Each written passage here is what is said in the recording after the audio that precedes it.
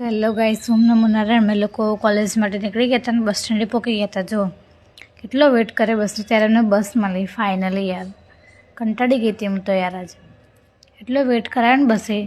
પછી ઘરે આવતા ટાઈમ બી ઓછું હતું, એટલો વેટ કરાયો ને બસે બરોબરનો અડધો કલાક ઊભા રહ્યા હતા અમે લોકો. પછી ઘરે મમ્મી કીધું ચા મિલ, તો ચા મૂકતી ને એમાં એક કાંડ થઈ ગયો યાર. શું કામ કરું ને મારે તો સીન થઈ જાય બરાબરનો. મેં કીધું આ સાફ નહીં કર્યું, મમ્મી મને સાફ કરી દેશે આજ તો બરાબર નહીં. હું તો ચાલ મમ્મી ઉઠાય એની પહેલાં સાફ કરી દો બધું. તો મમ્મી ઊંઘેલી હતી જજો. તો પછી બીજા ગેસ પર ચા મૂક્યો અને મેં કીધું પોતું તો આવરે ને બધું સાફ કરી દો સરખી રીતે. મમ્મી ઉઠે ને પહેલાં ફટાફટ કરી જ દઉં.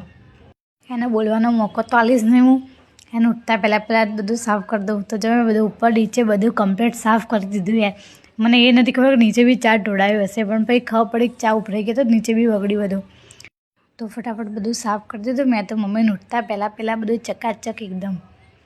પછી જો સાંજે મેં કીધું લાવ મંદિર સાફ કરી દઉં, કેટલા દિવસોથી કરી નહીં. જો મેં મંદિર સાફ કરી દીધું અને પછી મસ્ત દીવાબત્તીને એવું કરી દીધું. જો કેટલું મસ્ત લાગે ને હવે મંદિર એકદમ ચકાચક. પછી હું ફ્રી થઈ ગઈ હતી તો મમ્મી કે વાસણ ધોઈ દે હવે, ખાલી ચાના બે પડ્યા, પહેલાં બે તો ઊંઘેલા એટલે વાંધો નહીં, ચાલ ધોઈ નાખું. તો બહાર ચોકડીમાં જતી હતી પણ બહાર તો બહુ જ પવન હતો તો યાર. તો મમ્મી કે અંદર જોઈ દે વાંધો નહીં. તો મેં ફટાફટ જો અંદર વાસણ ધોઈ દીધા.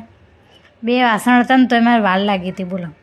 કારણ કે વાસણ ધોતા વાર જ લાગે, ગમે એટલા વાસણ હોય ને તોય.